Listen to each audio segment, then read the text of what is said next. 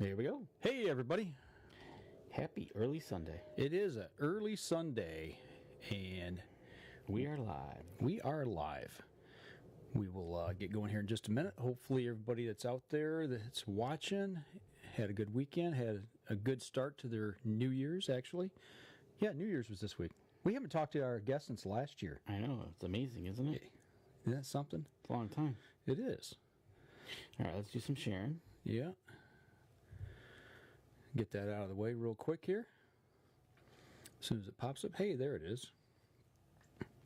Man, it looked like Mr. Howard is in the house early today. And as is Ben Lalonde. All right. Hey, Ben, what's going on? Lucas Browning. We might be better just to stay at 4 o'clock. You know what I'm saying? Maybe. Okay, go over here. Do that. Go over there. One more, and we will be ready to rock here. And if y'all would, if you can, share our feed on your page as well. Help us out a little bit there. Okay. Almost there. All right. You tell me when you are Just ready. trying not to fat finger it.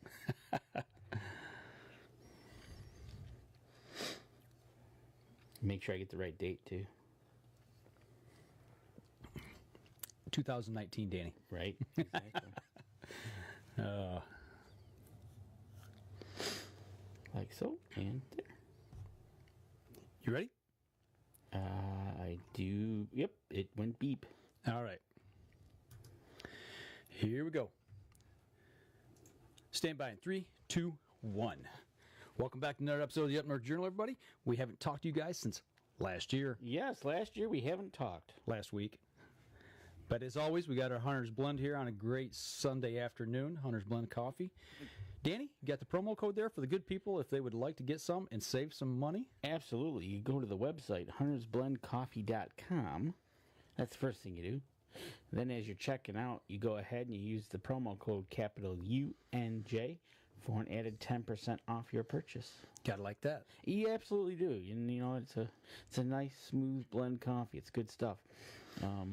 But pretty warm weekend to be drinking coffee.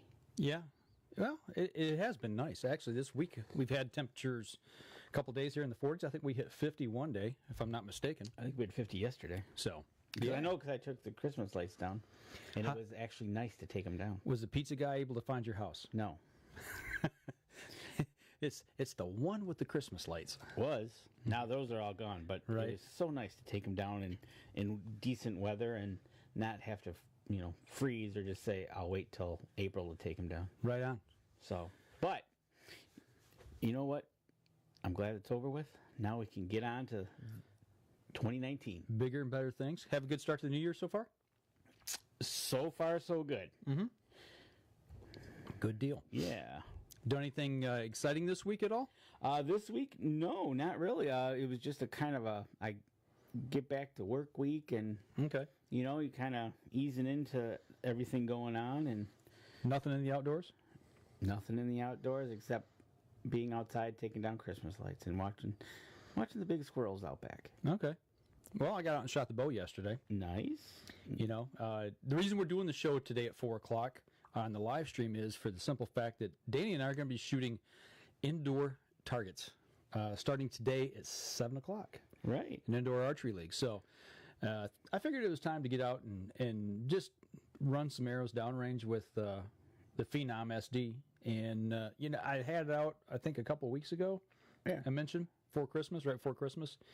And had a little tuning to do and got it dialed in. So I don't know. We'll see what happens tonight. So hopefully everything goes well. Ben Lalonde says he's got his new bow all sighted in. Nice. So Santa was good to him. Yes. I don't know. We talked about that in studio last week? Last year. Yeah. Last year? Yeah, last year. Matt Howard says it's good squirrel hunting weather, and Sophia is out there watching them. You're supposed to be shooting them, not watching them. I was going to say, aren't you supposed to be shooting them? Right. Got it like that. Tim Cia says, glad you guys are on earlier.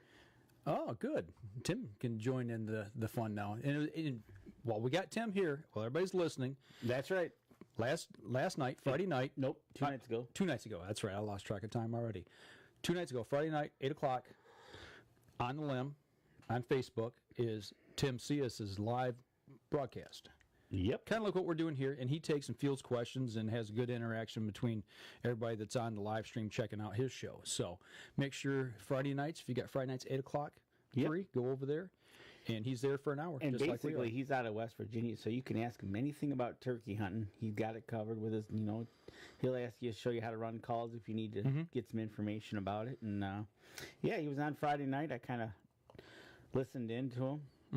Watch him get back into the swing. He's counting down the days to hunting season for him and the youth season that is down there. Okay, he's got it counted down to the days and hours, and minutes, absolutely. and seconds. Pretty much, he's got it down to the days. Which is how many? It was over 100, I think. I don't remember exactly. He'll type it in here in just a minute, I imagine. So, all right, we do have a question. Look at this. right. Vegas or 5-spot league? it is feet of field or a feet of scoring, a 3-spot, if I do remember correctly. I will tell you next week when we find out. Yes, I believe it's FIDA. So. Oh, she's out there whacking them. Okay. Oh, man, Howard and autocorrect. Nice. Okay, we got a question. Okay. Bob and Cindy. Hey, guys, can you recommend a good scope for a 450 Bushmaster? You ask right there. Vortex Diamondback series. Yes, and I thought Cabela's had... I thought they had the combo, and on the combo they do have the Vortex Combo with the gun and the scope. And Okay. I think the scope was a Vortex. Yeah, this one actually is the Diamondback 4x12 40, and it's got a dead hold BOC reticle, and I bought this actually for a 270 that we've got that I want to set up. One that I got here, I don't know, a couple of years ago, and actually still trying to get it set up. It hasn't gotten far. Hasn't gotten far. But a Vortex scope, you can't beat the glass. You can't beat the warranty that comes with them. Absolutely. And the Diamondback series it's not the entry level series. It's the next step up from the Crossfire series. You got the Crossfire, Diamondback, the Viper, and then the Razor series. And this is the second step up. Yeah. This is just That'd be mid-range, I guess? Yeah, a good hard workhorse scope that'll get the job done. 100% lifetime unconditional warranty. You can run it over with a truck and send them the pieces, and they'll get you new. Well, not on purpose. Don't. So if you happen to leave it and it gets run over. Yeah. Now that's service right there. You ask them, and we actually showed you a product. Right, and we had it on hand. Tim Cias, you're right. 97 days for the youth and 99 days for the adults in West Virginia. Okay, so there you go. Turkey season in West Virginia. Yeah. Actually, Tim, I may be getting a hold of you here very soon. Come September, I just found out that I might actually be within an hour and a half of your town. So might have to have dinner one night or something. That will be for the QDMA Deer Steward 2 workshop going on right there on the river dividing Ohio and West Virginia. So nice. Yep, I already checked the mileage, and I think it's an hour and 40 minutes to Harts, West Virginia from the little town. Gallipolis,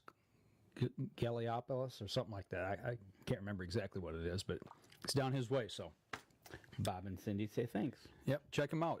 In the Vortex scopes, those you can get. Oh, you can get those. Any of your big box retailers, outdoor stores. So. And if you watch them, they run sales on them. Yeah, and if you don't need that 450 out on the range, or you're not doing any late season hunting with it, or out of state or anything like that, wait probably, I'm going to say September-ish, August, September, when they start October, they'll start sales. running the big box stores start running some sales on them. So you can save some money, or sometimes they offer an incentive to get something else with it. You might be able to catch a January end of the year, get it off the shelf. That's true. That's true. So, Dane Anderson joining us today from Wisconsin. Thanks for tuning in. That's awesome. Wisconsin, West Virginia. Yeah, all Michigan. over the place. Gotta like it. Ohio. There you go. And in points in between. Speaking of states, Did you see that? Speaking of states, you're right. Did you see the big semi was loaded and ready to roll out of Arizona? yes, I did. You read my mind right where we're going. It rolled out of Tucson, Arizona. Isn't there a song about that? Yes, Well, that's Winslow, Arizona. Winslow, Arizona. Well, we can always change it to what we need it to be. And it wasn't a flatbed Ford either. No, it was not. It was a big PSC semi heading to Louisville, Kentucky. It was a big semi on the road. I wonder if he's there yet. How many days it takes? I don't know. I think they'd probably be rolling into town probably Monday-ish. Then they'll pull that rig inside the convention center on Tuesday and start probably unloading and setting up. I think. It's packed.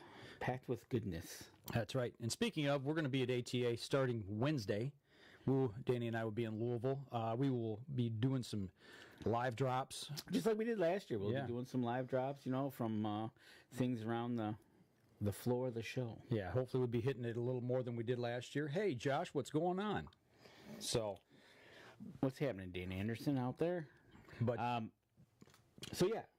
do some live drops from the floor like we did last year. Absolutely. If you guys got any questions you want or things maybe you see that you want us to try to find, take a peek at that you think you'd be interested in, give us a shout. And we'll track them down like last year was the see-through blind. Yeah, from Primos. They had the see-through blind. You couldn't see in it, but you could see through it from the inside out. That was interesting. It's pretty cool. Yeah. We sat in that and, you thought about it, if you had the black background, you really could not see into that thing. Yeah, it was pretty cool. Yeah, it was. It was one of those things that was, you had to see it to believe it. Right. And I'm like, this isn't going to work. But once we got there, and I'm like, this is pretty cool. I don't think the white carpet did it justice. No, I think you need to brush it in around it. If they could have, against their wall there, brushed it in, I think they would have. It would have made a big difference. Yeah. The white carpet, you can see a little movement inside. But, that, and then the site, the electronic site from Garmin, website, that was pretty cool. So the big things I've seen coming out this year, and I just got an email on one, and it was from a scent company, and I don't know if you've seen this, Danny, but the thing with this is, if you're in the stand and you need to take a leak, okay, you collect it in a bottle and you mix it with something, and it takes away, I guess, the humanness of it and turns it into deer lure. Okay, and I'm like, what people don't think of. You get a little time on your hands out in the woods, and you're thinking it's right. And I don't want to go there either way. If people talking about whether they pee out of their stand or whether they don't, or whether they use lures or not, it's one of them things that made me scratch my head and go, Right, exactly. And Wayne Sitton's joining us this afternoon, and it's just one of those things. Whoever invented it, probably was sitting there and like, how can I use my pee? Yeah. Well, how can I use it to my advantage, right? But then, like you just talked about, I've heard other people that they've used their own urine for years in scrapes and everything. Oh, yeah. I've heard that, too. So, but I want to go by and talk to the guys because I just want to see what it's all about. It's one of the things that's got my curiosity piqued. Something else I want to look into. Was it called Scent Relief? Yes, it was. Thanks, Josh Hagerman. Yeah. And Scent Relief. See the play on words there?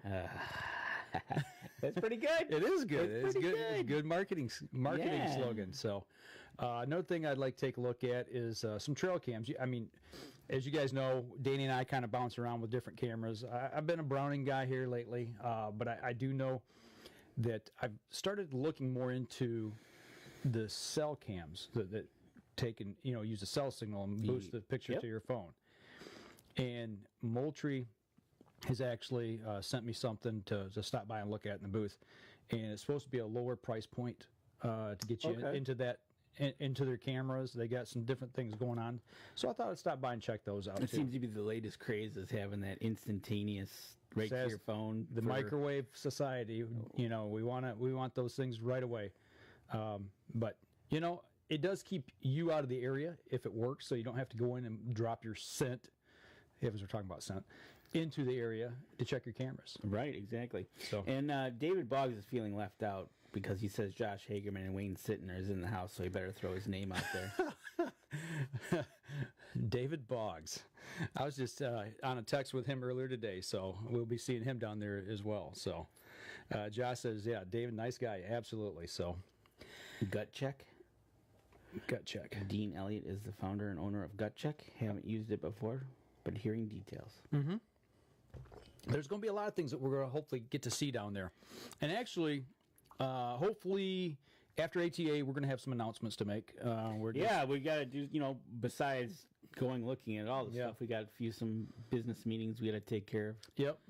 It's not all fun and games. Dot some I's and cross some T's. Right. It's not all fun and games down there. It's a grind. It is. So next Sunday when you see us, we might look a little rough. We might want to drink about a pot of coffee each of Hunter's Blend. So, but I tell you what, we're bouncing up here close to our first break. We're going to step outside, take our first break. We come back. We're going to talk about something that was just dropped out here in the news on CWD, and then something else I found interesting that I want to talk about on a local thread. Dean Elliott is joining the live stream right now. All right. Who is the founder of Gut Check? Nice. Good deal.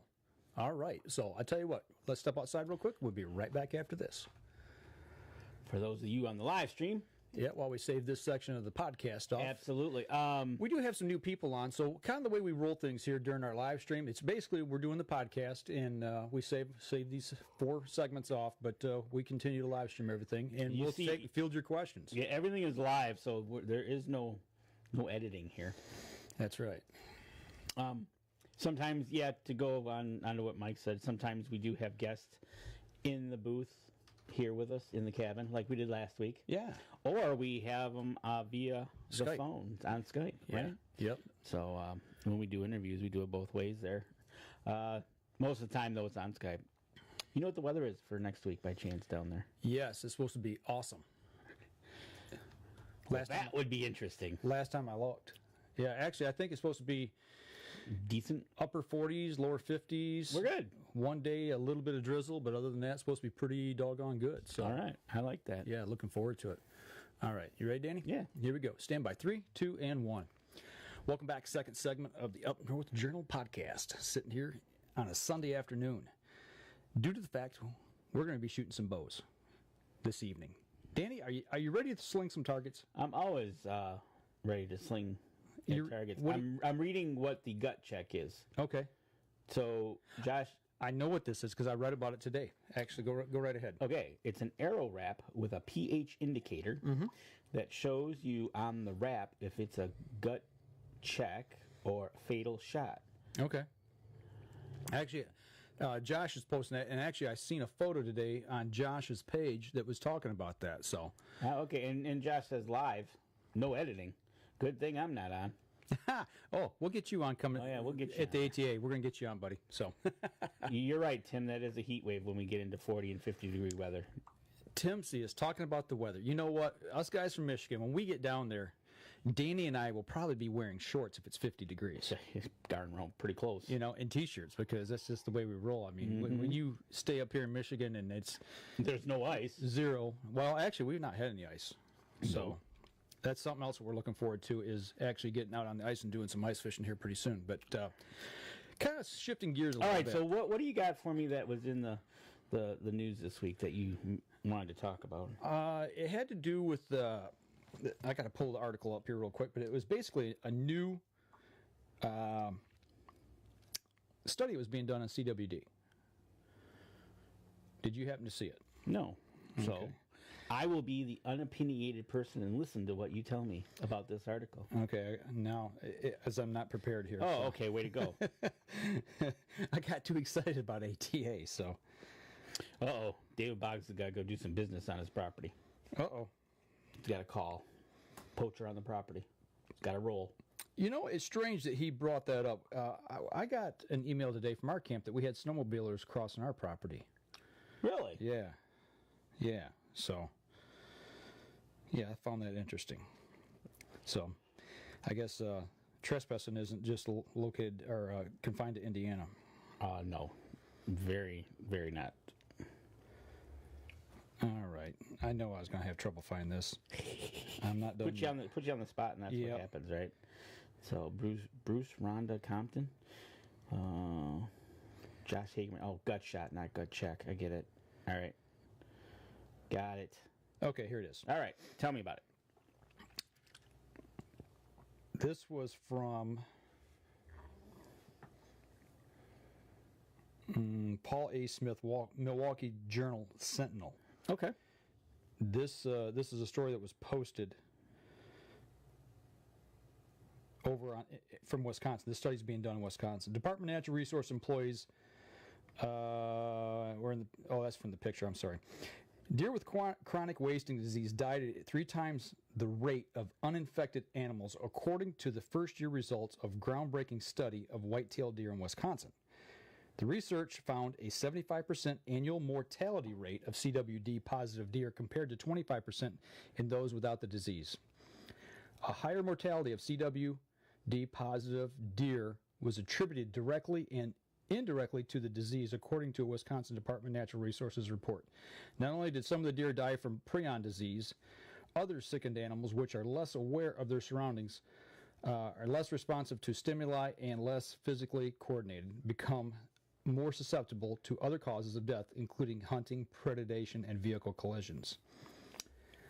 The research, called the Southwest Wisconsin CWD Deer and Predator Study, is the first to assess the impacts of fatal disease in a dense population of whitetails in North America. It is being conducted by the DNR in 2 study areas, primarily in Iowa County. Initial results of the project started in January of 2017 and were released Wednesday during a presentation to the Natural Resource Board in Madison. Scheduled to run for 5 years, the project is examining factors that could impact deer survival and deer population growth in southern Wisconsin.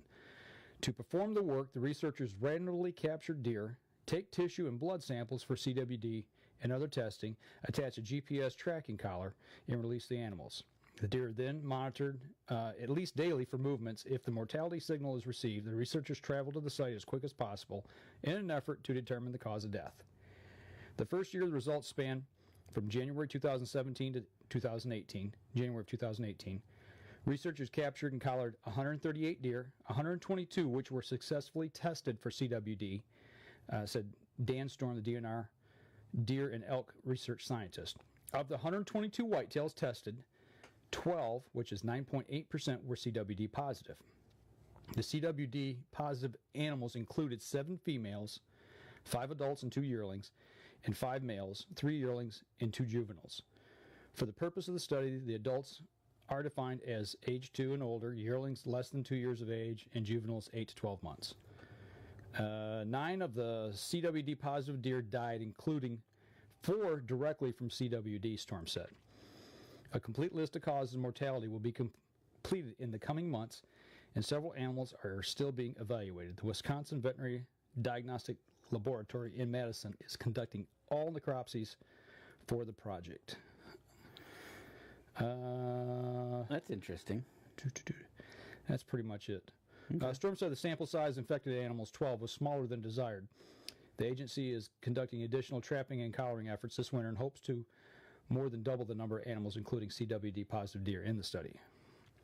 However, despite the small sample size, the difference in mortality rates of CWD-positive deer and CWD-negative deer was statistically significant, he said. Yeah. Okay. So yeah, it's they're doing their testing in Wisconsin.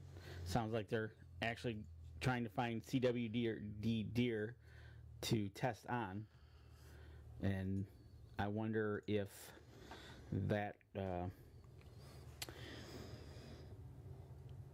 they said they had 12 infected, right? And out of those 12, 9 died.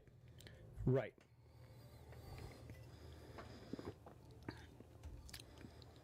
Well, of the 12 that were positive, 9 of them died. Okay. And it was, how many? I think they said 5. I have to call it back up. 5 were CWD positive. Oh, okay. Or died from CWD. Died from CWD. I thought, as of this year, there was no cases known of a deer dying from directly of CWD. Oh. And I could be wrong on that. I'm just saying that's if memory serves me, that's kind of what I remember. Well, that's kind of saying different if they say. The thing about this is as always, this thing created a Firestorm? That's putting it nicely. I was trying to think of a word. Go with firestorm. On both sides, pro, con, people believe it, don't believe in it, what have you. Like I said, I'm kind of still right in the middle on this, waiting for more scientific results to be put forth.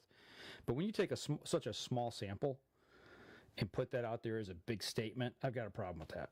A little bit. Bruce Rhonda Compton, Mississippi Department of Wildlife, using check stations, have only 2 shown in 2018. I'm assuming that's CWD. Right. But anyways, yes. When you publish something and kind of make it bigger than the sample size, you kind of make a mountain out of the anthill. Right. Well, because theoretically, right, we've got how many deer in this state, or Wisconsin's got a lot of deer as well. I'm sure the feedback on that story was entertaining. I had to quit reading the comments going back and forth, and this was published on several forums as well. So you had to quit reading? Yeah, I mean the headline says CWD positive deer die at 3 times the rate of non-diseased animals in the Wisconsin study. Okay, I mean, well, that's in your sample. Yeah, and the sample size was small, and it's going to be a 5-year study. This is the first year of a 5-year study. So actually,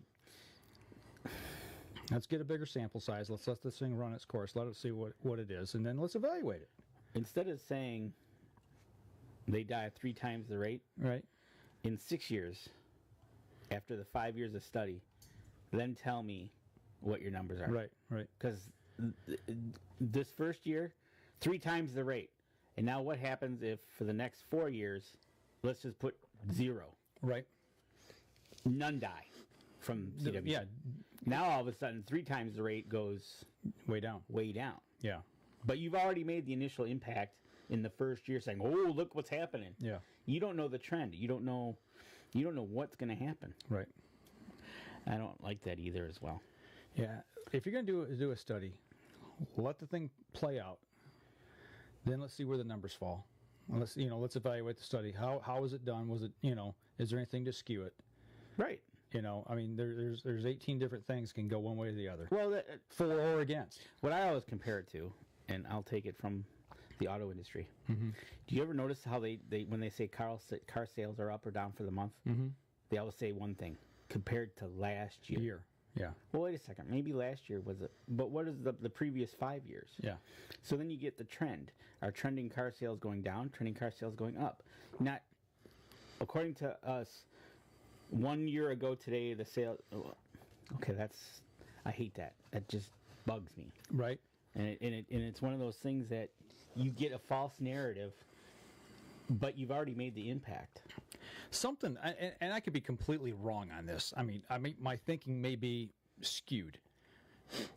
But when I first read that, my initial thought was, okay, if this is the case, let's say that is the trend, and this is the case across the board. And right. This is what we're dealing with. Then, okay, yeah. Let's just say that's what we're dealing with. If 75% of the deer that are infected with CWD die, then wouldn't that disease slowly start dying out? Well, you would think it would wipe itself out. I'm just... Mother Nature will take care of itself usually, and if that's the case, then it'll infect what it needs to, and then eventually it won't have anything to infect. Yeah, to me, that was my first initial thought. And I could be completely wrong on that. But, I mean, that's just... No, but it makes sense. And like here in the state of the Michigan, it's like as of January 1st, there's no baiting in the Lower Peninsula. And I read a thread on that, and that they're asking kind of the same questions to the fact of, could you provide us some information as to why, how, when, and not just, it's like, here you go. Well, you can't do it anymore. Well, Does it hurt? Doesn't it? Do you have any studies? Do you have any scientific proof that says by doing this will work? Because there's a lot of people out there saying you guys are wiping my deer herd out, our deer herd, but you don't have a reason to. Right. You're just kind of running around saying, "Hey, we got a problem. We got a problem. This is what we're going to do. Throw gas on it. We're going to shoot everything." And now it's coming back so far that I've seen a couple of counties that they said, "Oh, you're in the zone," have come back 0. So what happens in June? Next year, do they take them out of the zone? Right. Yeah. Right. Are they out of? Yeah, like, are you talking about Newaygo County? Yeah. We know people who hunt there. Actually, quite a few that kind of follow us here, hunt up in that area. But that was their concern going in, is the fact that they were on that periphery in what was called the management zone, but there's no cases of CWD Right, there, and then exactly. there's still none. So does that continue to stay within that management zone, or do they eliminate Or that do they from it? redefine The boundaries. as it goes? Right. Yeah. We tested there, nothing. I would hope that they would say, "Okay, nothing showed up. We tried. We tested it for a year. Yeah. It goes back to wherever it was. Right.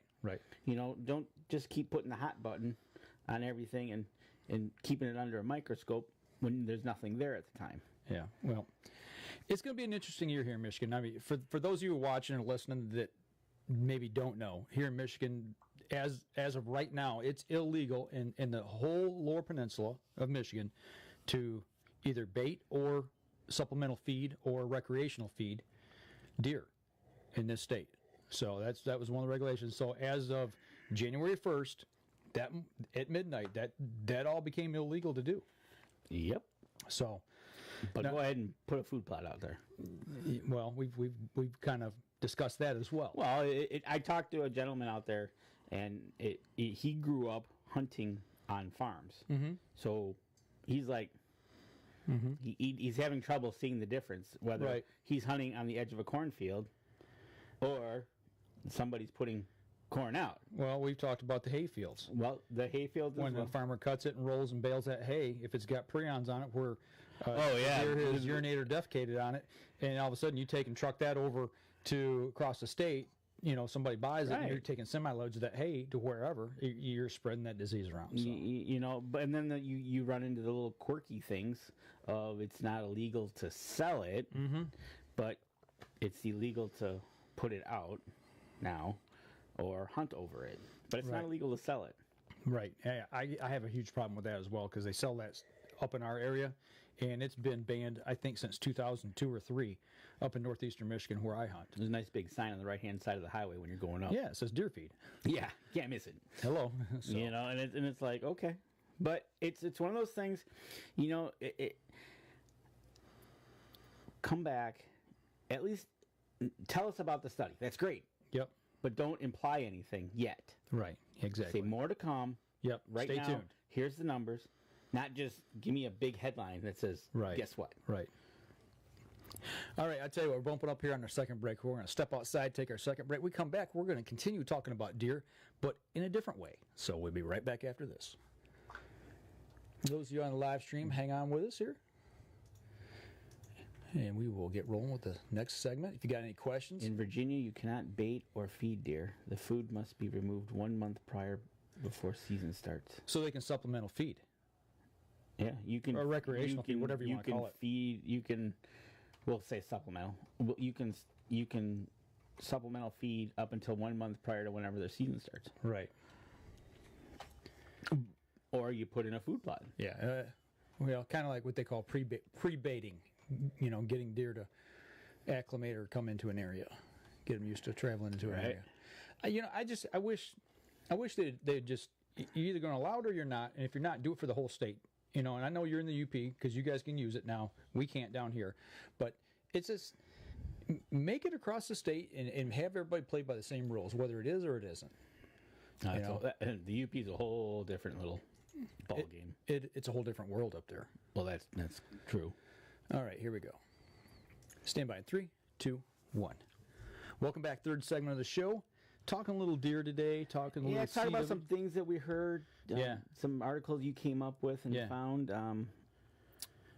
So there was no one on Facebook that came across actually this morning, and I found it kind of interesting.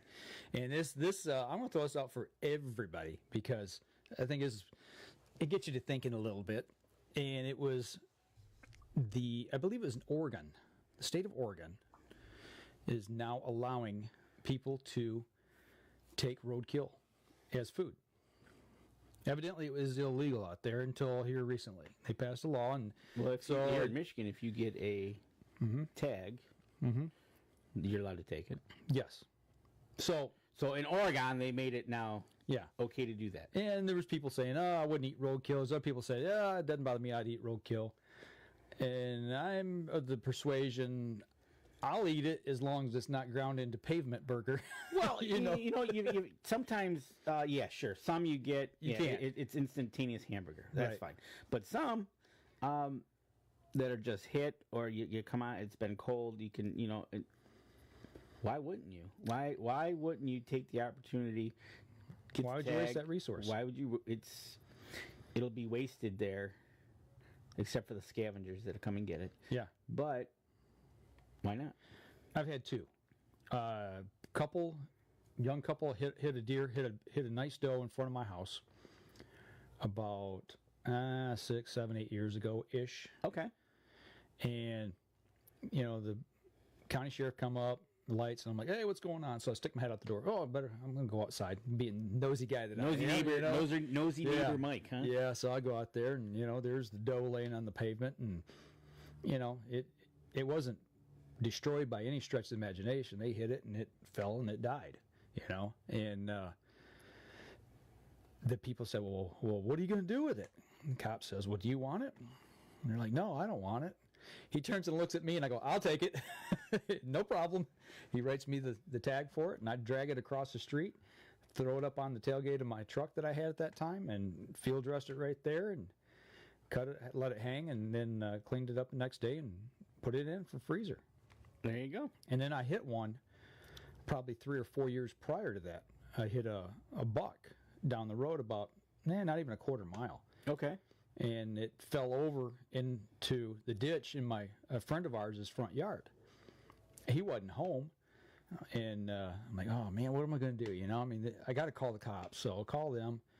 County sheriff comes out, and this is probably December-ish. I was actually taking Michael to a basketball game that he was going to run video for the school. Okay. And he was about 12. So actually, this is probably about 10, 12 years ago. So it's cold out, December. Yeah, and so I drop him off as I call the police because it was a mile down the road to the school. Come back. I'm waiting for the police to show up, or the county sheriff, and he comes in, pulls up. He's like, well, you want it? I go, well, that's what I called you for. Yes, I want the deer, But the deer is still, what it did is it ran into the side of my truck, into the front fender on the driver's side, and it actually hit my truck. I didn't hit it. And it spun, and it clipped the door, and its right rear leg went under the tire. So you crushed his leg. Broke his leg, and he's laying there suffering. Well, I'm like, please put this thing out of its misery. It's suffering here. And he's like, I can't. And he goes, I said, why? He goes, well, this is not the first deer call I've been on tonight. He says, actually, I'm out of shotgun shells. And I'm like, well, you got a pistol? Shoot it. I have to file a report. Okay. And he looks at my license. He goes, well, you just live right over there. He said, go get your shotgun, come down here and shoot it. I go, are you serious? He's like, yeah, okay. So you did? Yeah, I went and got the shotgun, come down there, and then standing right in front of the police officer, or the county the sheriff, and, I shot and put it out of its misery and brought it home. Did the same thing, But it's a little odd being in front of a county sheriff. What you think? And taking, finishing the deer off. Right in front of him. In my friend's yard who wasn't home at the time. Right.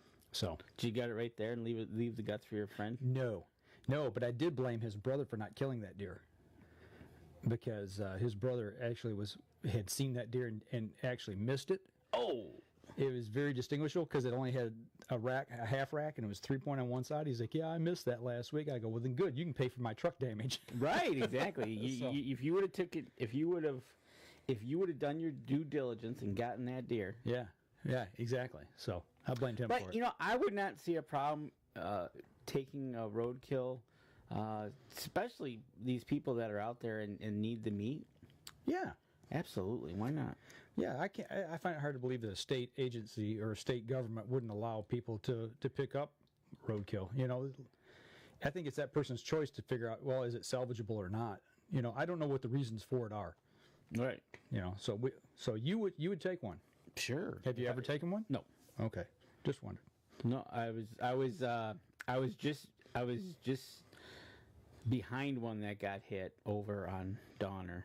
Okay. And the deer was laying, and the lady was holding it and cuddling it, and oh no. I was like, and the cop showed up, and I was like, okay, you take care of it because you're gonna have to explain what you're about to do to this deer. And yeah, I'd have stopped and said, hey, if she ain't gonna take it, I'll take it. So nope. But I would if the chance arises. Sure, why not? Okay. All right. I just thought it was kind of interesting. Get some burger and some back straps. Right on. So wow. Didn't cost me an arrow or a shell, right? So, yeah, I got a question here. Benjamin Farrell asked, "Are we going to shoot any 3D this year?" If I do, it's going to be obviously later in the year. I know there's some animal silhouette leagues going on. Silhouette leagues out there, and we might anything's possible. Yeah, you never can tell. Who knows what we're doing? So it's right now we're just doing this. I think they call it 3-spot league. The FIDA field type thing. Right. Not FIDA field, it's a FIDA 3-spot league is what it is. Okay. So it's 18 meters. 18 meters is 19.8 yards. I was going to say do the math. Yeah. 19.8 yards. 19.8 yards. So not 20, not 19.5. Right on. So Dean Elliott asked, during the off season, you can put out whatever you want down there. That's talking about West Virginia. You cannot use natural deer urine either, even if it's ATA approved. I know that's a big thing right now. Oh, that's a big thing, is getting it ATA approved. And that was the thing about the scent relief. That was the big thing. The big push was the fact of CWD now being in, 28 states, that a lot of states ban deer lures, urine-based lures, even if they're ATA approved. Oh, I see. So yeah, now you're using human urine to be able to mix it up with that whatever they've got and use it for deer lure. So that was the other thing that they mentioned with that. He says, "Are you guys?" Wait, no, wait. They do allow food plots year round though. Okay, gotcha. Matt Howard says it's 20 yards. 20 yards. Maybe it is 20 yards. No, maybe I'm thinking. It's if you do the conversion from meters, it's 19.6. Okay. Or 19.8. They might just round up at 20. Yeah. Being indoors. I don't know. We'll find out tonight. Yes, we will. So it's all new to me. It is new to us. So, but yeah, it's okay. Interesting. And I can see the play in there of not having to have it ATA approved. You're actually producing it. Right. They're just giving you the additive to it. Right. Which is probably I'm assuming powder form. That I don't know. Well, either powder or liquid. You're the base is what you're creating. Right. Maybe you got to get maybe you have to get ATA approved. I don't know. I've already been verified, so I know we're getting in. Right? Exactly. So I guess maybe I am ATA approved. Who knows? So, Dean, you're the owner of Scent Relief. Well, then you can tell us. Missed that discussion of that. Okay, yeah, we talked about that right off top of the show. So we've got the owner right here that's texting into us. So, yeah, the whole thought process behind this. Is it a liquid you pour into it? Is it a powder? From what I've read about your product, that's exactly what we were just talking about, is kind of the way I understand it. And if I'm wrong, let me know. So that way we can clear that up. But I tell you what, while we're waiting on an answer from that, let's go ahead and take our last break. When we come back, we will find out. And all right. We'll discuss it a little further. So we'll be right back after this. And Matt Howard says NFAA is 5-spot, 20 yards. Oh, FIDA will be 18 meters. Yeah, did I say NFAA? I think maybe I did say that. But it's FIDA. I do know. I was talking to the guy that's getting us to go tonight, and he said, you go up to 20-yard line. He said basically what they do is take one step forward in front of the line. Dean Elliott, powder, neutralizer, and liquid additive. There you go. And I bet I don't have to be ATA approved to use it. Okay, David Boggs, I'm back. Get this. Before I could get there, Dan had his hunt interrupted by 14 cops, a canine, and a drone. Wow. Armed car, thief bailed out, hiding in our woods. Well, that'll ruin a hunt real quick. I'd be awful upset about that. You remember back, I think it was this year, when something similar happened here in Michigan, here locally. There was a fugitive on the loose out near Lapeer County, and the same thing happened. They had to clear the woods, or maybe it was Oakland County. They cleared the woods, a big section, a huge section of public land. Can you imagine the cops coming through on a section of public land, especially down there? Right? You know, I mean, where there's a pumpkin behind every tree, so to speak. And just think if you were just about to shoot that big buck of a lifetime, and Right. here comes Patrol Officer Jones, Right? clearing the woods, That'd be something, man. or an armored car coming through, right? Right? You're on a nice little 2-track, all nice, peace and quiet, and here comes an armored car. Right. Yeah, that'd be interesting. Okay. Here we go. Stand by. 3, 2, 1. Welcome back. Last segment of the show. Man, we just had a bunch of people chiming in here on the live stream coming in. And actually, we were talking about scent relief. Yes, and it's actually the owner of the company who's Online with us right now. online texting into us to the show. It's actually a double. One is a powder neutralizer and then a liquid additive. So there you go. There you go. Dean, when we get down there, one of the 3 days, we're definitely going to come by and stop to you and talk to you about this, because I'm intrigued by it. I want to. It's interesting. It's interesting. I want to know about it. You know, it's one of the things. Like I said at the beginning of the show, when I first read about this, I'm like, You know, it's one of those things that make you go, And you know, here in Michigan, at least where I hunt, we're not allowed to put anything like that out. Right. I mean, not like his product, but anything urine based. You know. Deer urine. Deer urine based. It's got to be ATA approved. So But what if it's human based? I don't think I got to be ATA approved. I'll get you 8. We've already been through that, Danny. So yeah, it's definitely something that I want to check into. So that's one of the things, and like we said, also some trail cameras that we want to look at this year, and there's several other products that we're definitely going to be in the booth checking out. Hopefully learn a lot more about that we'll be able to bring you guys here after we get back from ATA. So David Boggs says they pushed out over 30 and 4 were awesome. okay, Must so be in the woods. for everybody on the podcast, if you remember, back about 2 segments ago, we were talking, and David Boggs said he had to leave the show. He was listening to the live stream, or watching the live streaming, because there was a problem on the property. And lo and behold, he found out that the police were chasing somebody. Yeah, a fugitive. A fugitive. And one of the guys was actually hunting on the property, and they went through and they pushed a bunch of deer out and ruined his buddy's hunt. Right? Wow. See a guy in an orange suit go running by? Yeah, right. It's not hunter's orange. Right? It's bow season. It's not right. Actually, down there, I don't think it is rifle season. I think it is bow season. Oh, that's funny. So That is funny. that's good stuff.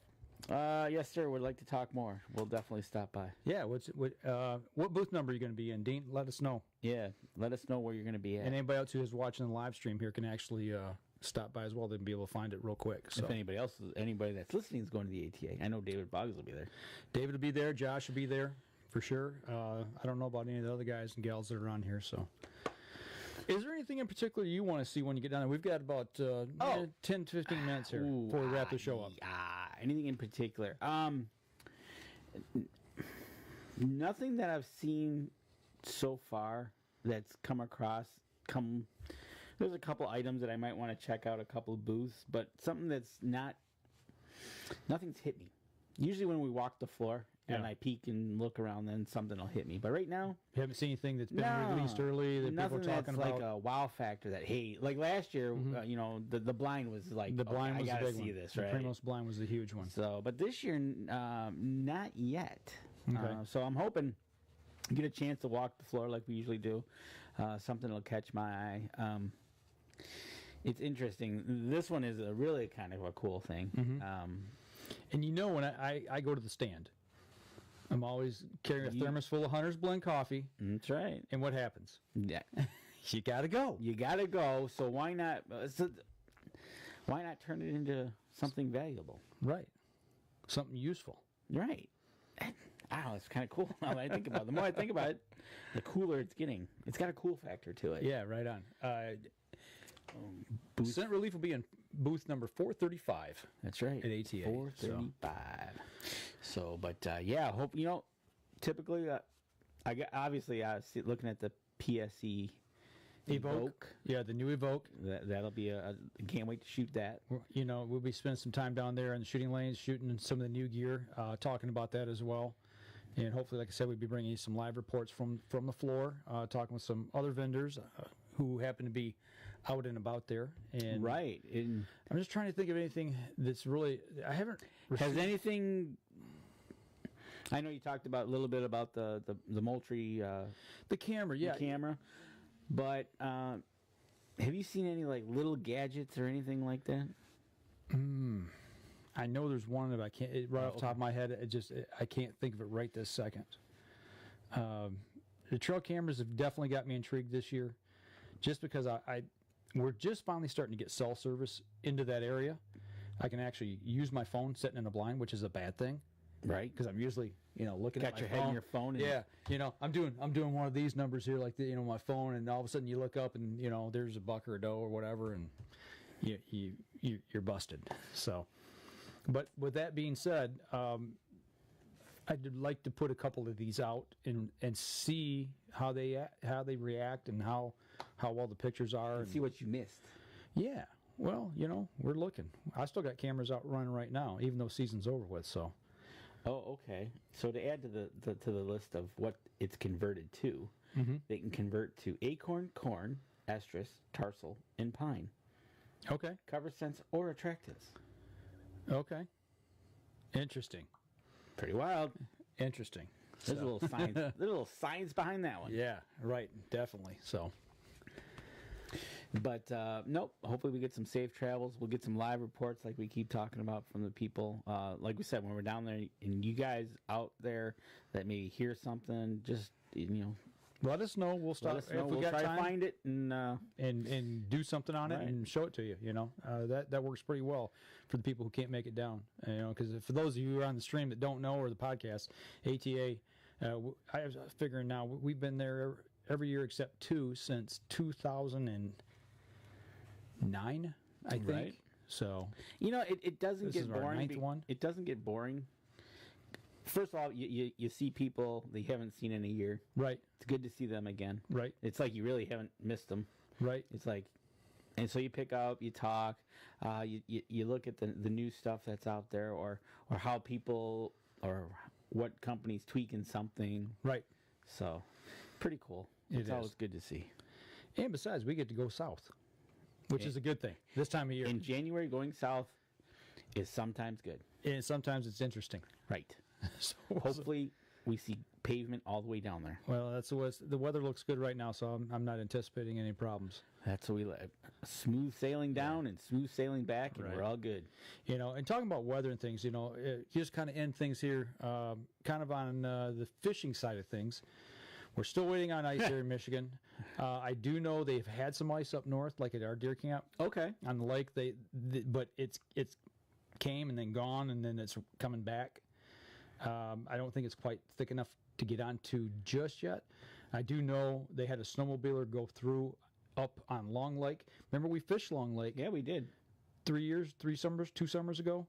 And they had a lady go through up there on a snowmobile.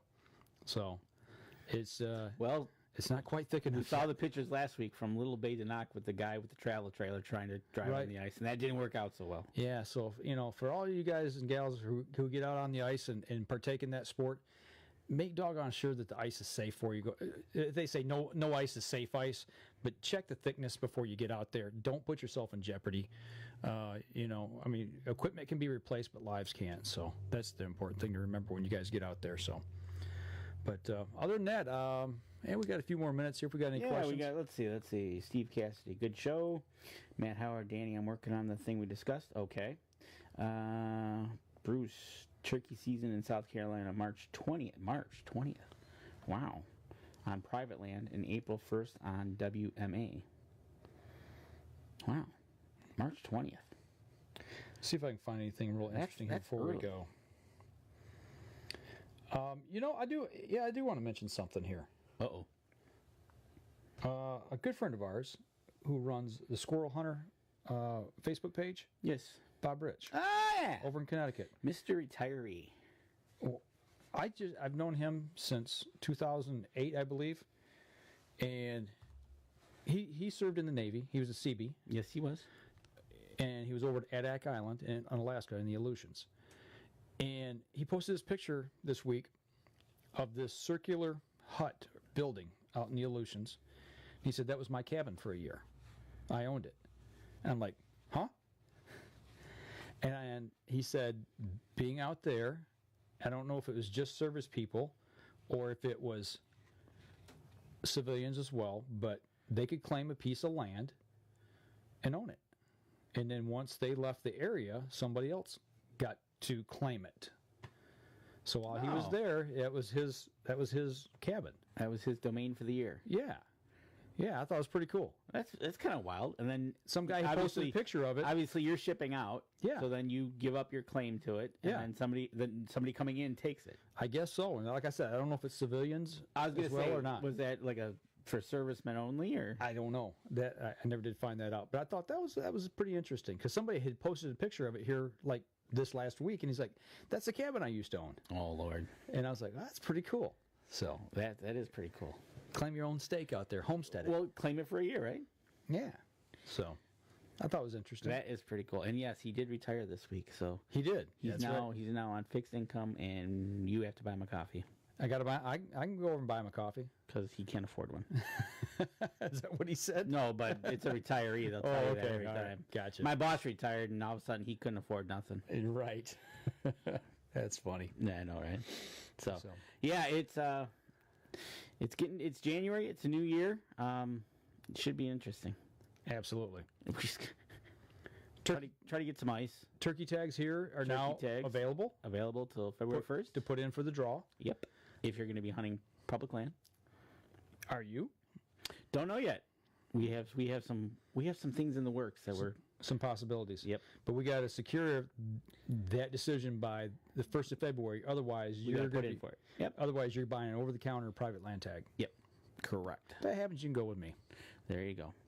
Go up to the beautiful North Country. That's right. See, if I had more time around my property and I could study and see if they were there all the time. Right. I know they're there, but it's pretty big. Turkey season that time of year, there's probably still 2 feet of snow on the ground. I'm pretty sure there's a lot of snow on the ground. You know, that would definitely be a May hunt. And you probably still got snow in May. It potential is there. You could always have a late melt off. Okay. So. Well, I'll tell you what. Let's go ahead and wrap up a little bit early here. I know we've run a little short, but it's been one of them weeks. We haven't done a whole lot this week. Like I said, changing over a new year. We gotta, and we've been getting ready to head down to ATA like we do every year. And if you could see around the office, I've been packing up some of the gear and stuff and getting things ready, labeling cables and stuff like that. I had everything kind of tore apart when Danny came in. So make sure it all fits in your vehicle. That's right. Hopefully, right? It better. I hope so too. So.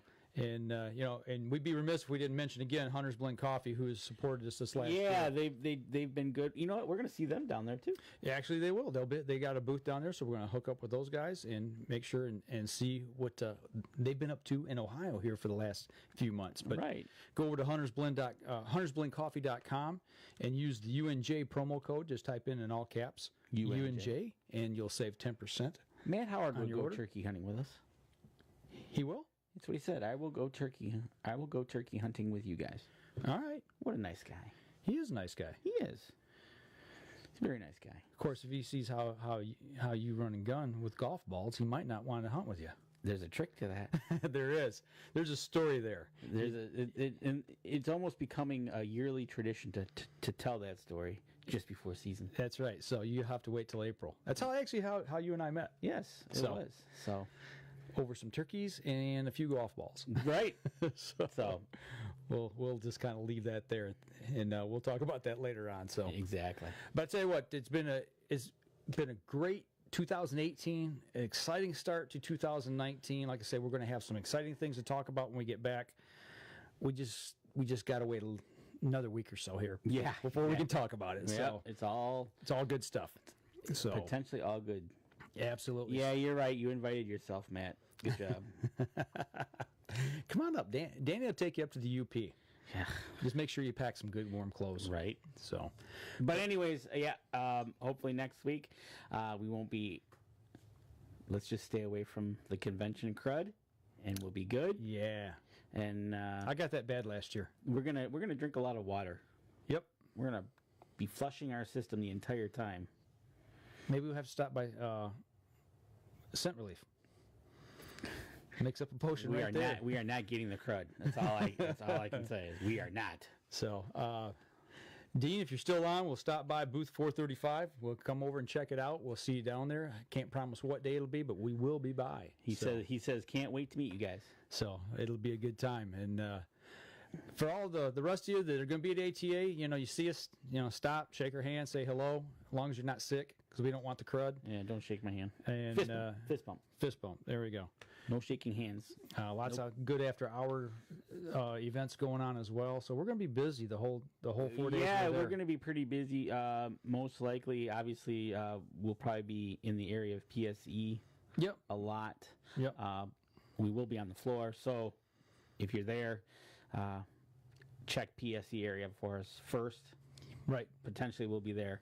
If not, then we are out on the floor. Yeah, So. and if you've got our personal numbers, just text us, shoot us a text, and we'll meet somewhere. So Yeah, exactly. like to have lunch with some of you guys and gals if the opportunity arises. So, but if you're heading that way, travel safe, and we'll talk to you guys when we're down there. If not, I tell you what, for everybody on the podcast, we're going to go ahead and wrap up that portion of the show right now. So we'll be back again next week. Actually, we're going to have episode 499 and 500. Hopefully, the podcast portion we'll be able to record while we're down there. Yep, exactly. That's the plan. We're going to pop our 500th episode while we're down there at ATA. I couldn't think of a better way to do it. It's going to be awesome. It will be. So, for those of you on the podcast, y'all take care, and we'll talk to you in the middle of ATA next week. Take care. And for those of you on the live stream, we'll entertain some questions and chat with you here for a few minutes, because we're going to have to head off to our archery shoot here in just a short little while. Right, exactly. We'll go sling some arrows. No, man, it's serious. I know you said no, but I'm taking this seriously. You go right ahead, dude.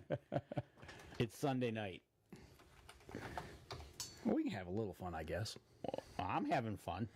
I wouldn't do this if I didn't have fun. Well, it'll be fun, but I'm really gonna try to increase my game. Good. That's the plan. I'll watch you increase your game. So I hope you're watching the thread, because my iPad died. I know. I saw it die, so I've been watching it. So, but yeah, no.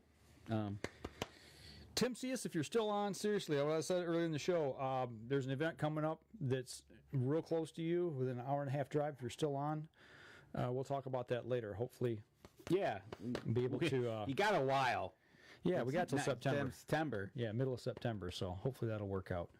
Jim Killer Miller is now watching. Jim Miller, right here at the end of the show, man. Sorry that we're just about done, but we were talking a little bit about turkey hunting tonight. Not a lot, but a little bit. Matt Howard says the 10 ring is small on that target. I know. I saw that. Actually, I was at the bow shop last week. Last week, and he had the targets there, and I'm like, yeah, that's pretty small. I'm just hoping to hit the target. I haven't shot my bow in I don't know how long. I think a 22 centimeter face. Is that what it is? I think so. A 5 spot. So you get 5 arrows. No, it's 3 spot. 3. Oh, it's a 3 spot. 3 arrows at a shot. 3. Yeah. Okay. Yep. Gotcha. Yep. So we'll see. Hey, we'll take some pictures. We'll go see how our weight training has helped us. Speaking of, before we get off the live stream here, I do want to mention this real quick, because I was going to mention it tonight. Christmas, Santa Claus brought me an iWatch. How's that doing? It's really working well, but there's a couple that, I'm like, geez, I don't know, that's kind of expensive, but your buddy talked about the fact that since how we're older now, Right. and that we're getting back in shape, that it might behoove us to use something that these have the electrocardiogram. Is that how you say that? Yes. EKG. EKG. You can take your reading with it. I just got the update for that, and it checks for AFib, I think, and it'll alert you if you got a problem going on with your heart, which I thought was pretty cool. And it kind of stays up to date with that. I keep track of all my workouts on it, and I got a thing set on there that encourages you to do certain things during the day to kind of burn calories, get up, move around, breathe, and all that kind of stuff to get healthy. And so when we're in the outdoors dragging deer out, or if we're hiking hills or what have you, that we're in shape. And that's kind of where Danny and I went with this. Although you did try to kill me last week.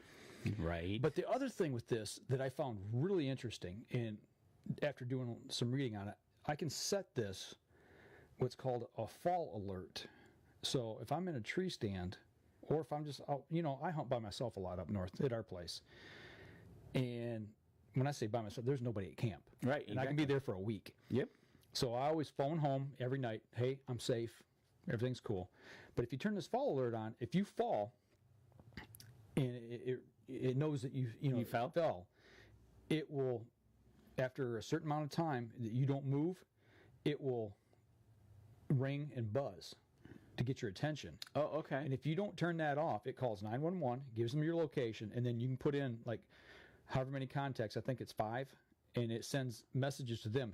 Hey, there's an emergency. 911's been called, and this is where he's at. Really? Yeah. Oh, that's pretty cool. And I thought, that's pretty cool, because that's a nice little safety feature that I've never had before.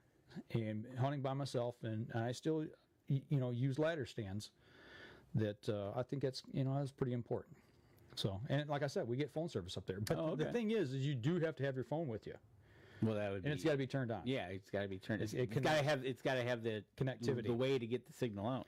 Right. So, and also another cool thing about it that I found, and I was sitting at work the other day, and I had my phone on a charger, and we've got a window that views the hall, out into the hall outside. Okay. Our control room. And I had it sitting on the window ledge like this, and my cord's going down, plugged in to the charger. And I'm flipping through my apps. I'm like, oh, camera. I wonder how it takes a picture with this. So I hit the camera button. It activates the camera here, and I can see into the hall. And I'm thinking, well, that's cool, because, and here's my thought process. You're out, wherever you're at, and you shoot big game, and this connects via Bluetooth to the watch. Take a small little tiny tripod with a phone holder on it, set up your camera shot, you can view it through the phone, and then just simply put your hands down by your side or whatever, and you can take the picture using the watch. Using the watch, and I think it's almost like a Bluetooth selfie stick. Yeah, you can set it. I think you can set up a delay on it, so like you hit it, and then 3 seconds later, click. Oh, okay. So yeah, if you're by yourself, you've got the opportunity to be able to use that as a camera. Amazing what they can do in a watch, isn't it? Yeah. So, let's see. Matt Howard says use 23 series arrows, and David Bogg says he agrees. I do believe 23s are the big fat ones. Yeah, I don't have any of those yet. I got SDs. Yeah, that's what I'm shooting. SD. So that's what I got. That's what we use outdoors. So I am not spending a bunch of money this year on arrows. So. Yeah, I got plenty. We will see what happens, and next year maybe we'll see what happens. Afford some of those. So right, exactly. So it's just for fun, right? It is. That's all. So we'll see what happens. Just for a good time shooting with Jim Beasley. So the big decision right now is whether to shave or not to shave. Mike's question is. So I think we should put that up on the on Facebook as a poll. And whatever they come up with by Wednesday. No, not Wednesday. I have to do this before I leave. Okay, so if we put it up tonight, we could run it till Tuesday morning, and then you do what they say on Tuesday. No, I'm not going to do what they say. They might tell me to shave my head or something. Well, no, it's either shave, and if I shave it, I'm going to go back with the Fu Manchu that I've been rocking for the last 4 or 5 years. Leave it or shave it. Yeah. 50-50. All right, Danny's going to put a poll up. Yeah, I'll figure out how to put a poll up, and then we'll ask. We'll see Leave what it happens. Or shave it. Shave it to a Fu Manchu. And then you'll have to wait till Wednesday morning when we leave, and at some point on the road, we're going to broadcast live. Or if I have to, I will shave him while driving down there as he drives. No, you won't. No, you won't. We're going to go live. We might as well do something on it. Right? We're going to have 5 hours of traveling to Louisville. All right, I tell you what. I think on that note, we're going to wrap the show up. So appreciate everybody tuning in tonight. As always, Wednesday, he's going to repost the actual recorded version of this over on YouTube. If you guys would, feel free to share it. It helps us out and spreads the good word about what we're trying to do. And we really appreciate it. If you're listening to a podcast version of this, go to iTunes, give us leave a review. A review that helps us out as well. So feel free to share this on all your social media. Easy for me to say, huh? That's right. So, and we'll be back again from the ATA this week starting Wednesday. So look for our live updates from the show floor. And y'all take care, and we'll see you here real soon.